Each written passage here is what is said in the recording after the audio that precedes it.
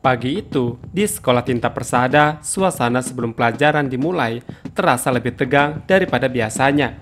Harry yang sejak lama menyimpan kecurigaan tentang siapa dalang di balik penyebaran buku headbook yang mencemarkan nama baik Akila, akhirnya berhasil mengumpulkan semua bukti yang ia butuhkan.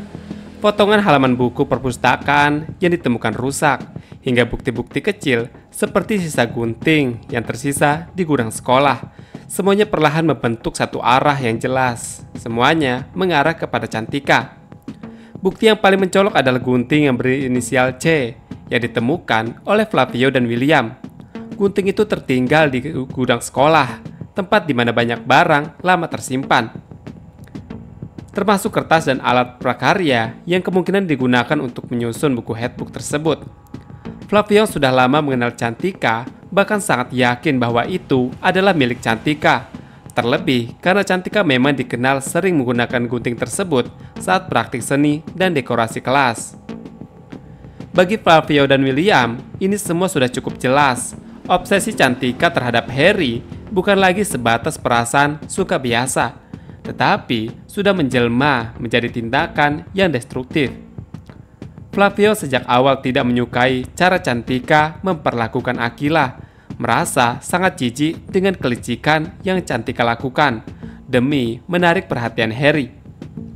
Bahkan demi cintanya yang obsesif, Cantika tega menjatuhkan Akila di depan banyak orang dan membuat Akila menangis pada saat itu, padahal Akila tidak bersalah.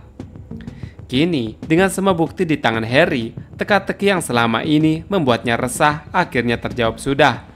Kebenaran sudah berada di depan mata, dan satu hal yang Harry tahu, pasti ia tidak akan diam.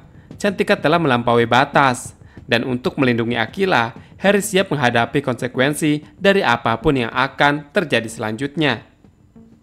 Harry tidak bisa menyembunyikan kemarahannya saat semua kebenaran tentang buku headbook terungkap sepenuhnya. Ia benar-benar terpukul mengetahui bahwa Cantika, seseorang yang selama ini tampil sebagai murid teladan dan begitu percaya diri di depan banyak orang, sanggup melakukan tindakan sekejam itu kepada orang yang ia sayangi, yaitu Akila, hanya karena obsesi pribadi terhadap dirinya. Isi buku itu sangat menghancurkan, bukan hanya memfitnah Akila, tetapi juga berisi hujatan-hujatan dan hinaan kepada guru-guru serta teman-teman di sekolah, yang dengan keji dituliskan seolah-olah berasal dari Akila. Ini bukan sekedar gosip remaja atau aksi iseng-iseng. Ini adalah upaya serius untuk menjatuhkan seseorang secara sosial dan psikologis. Akila sempat menjadi bahan gunjingan, menjadi bahan cemoohan, dikucilkan oleh beberapa siswa, dan bahkan beberapa siswa juga menginginkan Akila keluar dari sekolah tinta persada karena mereka merasa sangat terpukul hingga kehilangan akal sehat mereka demi membuat Akila keluar dari sekolah. Yang membuat Harry semakin muak adalah saat ia tahu bahwa Cantika bukan hanya menyewa seseorang siswa lain untuk mengaku sebagai pelaku buku headbook tersebut. Orang itu diberi bayaran agar bersedia menjadi tameng bagi Cantika. Namun Harry dengan cermat dan tidak mudah percaya, terus menggali bukti bersama Flavio dan William. Sampai pada akhirnya, semua fakta dan logika mengarah bulat kepada Cantika. Siswa yang dibayar oleh Cantika tersebut memang sudah dikeluarkan dari sekolah karena memang dia mengaku terlibat dalam penyesatan informasi dan manipulasi. Namun keputusan itu tak menyelamatkan Cantika. Setelah semua bukti tak terbantahkan muncul, Cantika tak bisa lagi mengelak. Ia hanya bisa berpura-pura menangis di hadapan Harry, berharap belas kasihannya. Namun air mata itu tak mampu menghapus kebusukan niat yang telah lama ia lakukan. Di mata Harry, tangisan Cantika bukan hanya penyesalan, melainkan taktik licik terakhir dari seseorang yang saat itu terdesak. Dan yang paling menyakitkan bagi Harry adalah semua ini terjadi karena Cantika tak bisa menerima kenyataan bahwa Harry telah lama mencintai Akila sejak lama tentunya. Harry merasa ini bukan lagi soal membuktikan siapa yang benar atau salah, tapi tentang mengembalikan harga diri seseorang yang tak pantas diperlakukan begitu kejam, yaitu Akila.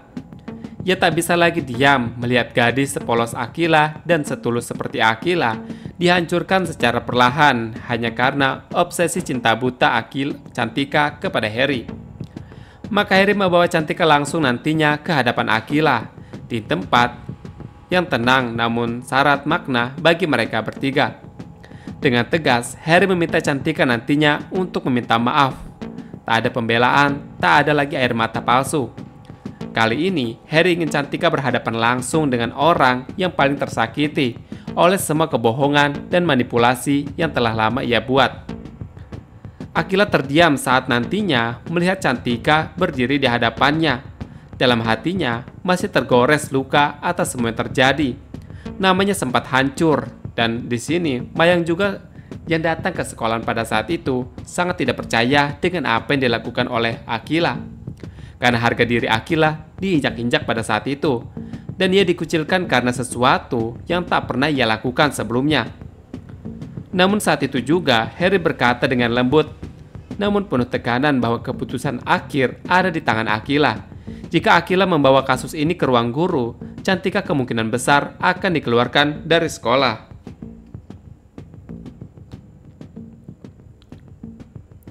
Tapi Harry juga tahu satu hal yang pasti. Akila bukan hanya orang pendendam, ia terlalu lembut hatinya. Walau telah disakiti begitu dalam, sepertinya Akila masih memiliki ruang dalam hatinya untuk memaafkan Cantika. Bahkan untuk seseorang seperti Cantika, Harry melihat sorot mata Akila yang masih terluka. Tapi juga ada ketulusan dan keikhlasan di sana. Ia tahu, Akila tak akan menghancurkan hidup orang lain meskipun orang itu telah mencoba menghancurkannya. Dan di sanalah Cantika berdiri di hadapan Akila yang telah disakiti. Di sana ia menyadari bahwa rasa bersalah jauh lebih menyakitkan daripada hukuman apapun. Karena hari itu, Harry tak akan membela Cantika. Ia tak hanya menyeret Cantika nantinya ke dalam kenyataan, tapi juga membuat benar-benar menyesal bahwa ia telah membuat orang yang ia sayangi tersakiti. Kasih sayang Harry kepada Akila bukan sekedar kata-kata manis dan sikap romantis saja. Dikala luang, itu adalah bentuk perlindungan yang ia tunjukkan dengan nyawanya sebagai taruhannya. Ketika sebuah rekaman video dari Ormis dikirimkan kepadanya, memperlihatkan ancaman langsung terhadap Akila yang saat itu duduk di teras kafe. Harry tidak bisa menahan emosinya. Dalam video itu, tampak jelas bahwa Ormis tidak main-main. Mereka menyasar titik terlemah Harry. Akila, gadis yang sangat ia cintai dan ingin ia lindungi. Kemarahan Harry bukan sekedar emosi saat, itu adalah bentuk tekad dan keputusan. Jika Ormis berani menyentuh Akila, maka Harry sendiri akan menjadi musuh terbesar bagi mereka. Ia tahu ini bukan sekedar soal ancaman biasa. Ormis sudah terlalu jauh dan Harry tidak akan membiarkan Akila menjadi korban selanjutnya. Dalam diam, Harry mulai menyiapkan rencana. Ia tidak hanya bisa bergerak sendirian, maka dari itu ia merapatkan barisan untuk memutuskan membantu Mohan yang saat ini tengah terjebak dalam konflik yang sangat rumit dengan Ormis. Harry tahu bahwa Mohan sedang berada dalam tekanan besar, terutama setelah insiden tragis yang membuat Raisa kehilangan penglihatannya akibat ulah Ormis. Harry mulai mengerti bahwa Mohan bukan hanya butuh bantuan fisik, tapi juga strategi dan pengamanan sistem. Kini, Harry bergerak dalam dua misi, melindungi Akila dalam segala potensi ancaman dan membantu Mohan menghadapi organisasi kelam yang membuat mereka was-was selamanya. Dan di sini juga sepulang sekolah, suasana mendung tampak selaras dengan suasana hati Mohan yang penuh tanpa tanda tanya. Langkahnya mantap menuju tempat yang telah ia sepakati bersama Zara. Mereka bertemu empat mata nantinya, jauh dari keramaian, membawa beban rahasia besar yang selama ini tertutup rapat-rapat. Mohan dengan tatapan penuh nantinya dan kebingungan menunggu penjelasan dari Zara tentang bagaimana bisa Zara mengetahui soal kondisi mata kirinya yang sejak kecil memang rabun, kondisi langka yang diturunkan di keluarga Alferic. Zara akhirnya nantinya membuka semuanya dan mengakui identitas aslinya. Ia bukan hanya sekedar Zara, teman mereka yang lembut dan ceria, tapi sebenarnya ia adalah Rose, putri dari keluarga besar Alferic. Dan ayahnya keluar dari keluarga besar tersebut karena untuk melindungi semuanya. Rose yang dulu hilang secara sengaja kini berdiri di hadapan Mohan sebagai dirinya sendiri. Dan nantinya Zara menjelaskan bagaimana sejak kecil ia dilatih untuk menutupi jati dirinya. Bahkan harus mengubur sifat aslinya hanya bisa selamat dari ormis-ormis yang mengincarnya.